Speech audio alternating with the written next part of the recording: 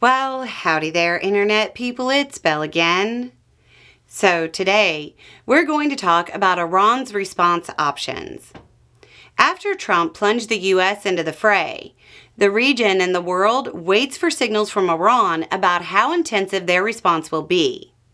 Countries completely uninvolved with the current issues are taking proactive measures to limit their exposure to the potential events.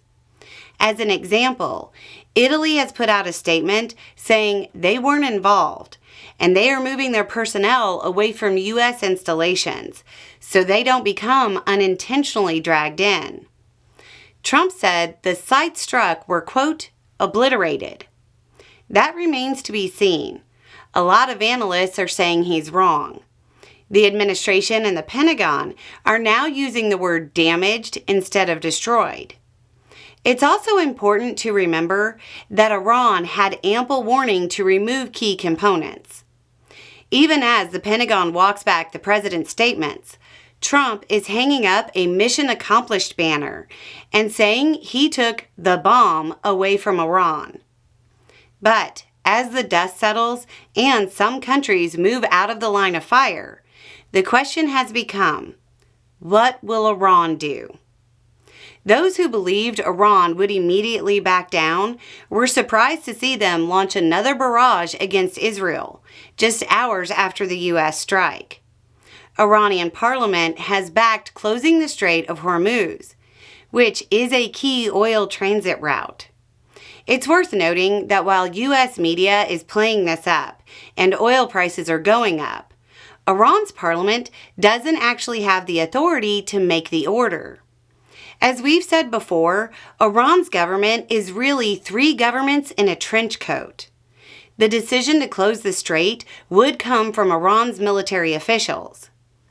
Them choosing to not close or lightly restrain the strait that about 20% of the world's oil moves through would be a chess move, a move that might signal something worse on the horizon. Closing the strait means they're impacting the Arab countries and their oil. Iran's military officials will probably not want to anger them. If Iran closes the strait totally, the first move from the other countries will be to move against Iran-linked non-state actors. Those might be more important to Iranian officials if they plan on a move against U.S. installations. That gives us the next option on Iran's menu: using their non-state actors to stage unconventional hits on U.S. military installations and U.S. civilians in the region. There is some reason to believe that this order actually went out already.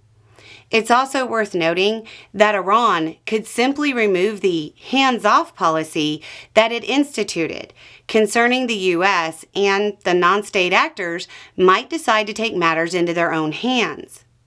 Significant moves by non-state actors can take weeks or even months to plan, though there's some speculation that some Iran-linked groups have contingency plans drawn up. They could respond conventionally. Iran is no match for the U.S. in a conventional fight. However, Iran's military might assume that the U.S. does not want to invade Iran, which would likely commit U.S. forces to a fight until at least the mid-2030s.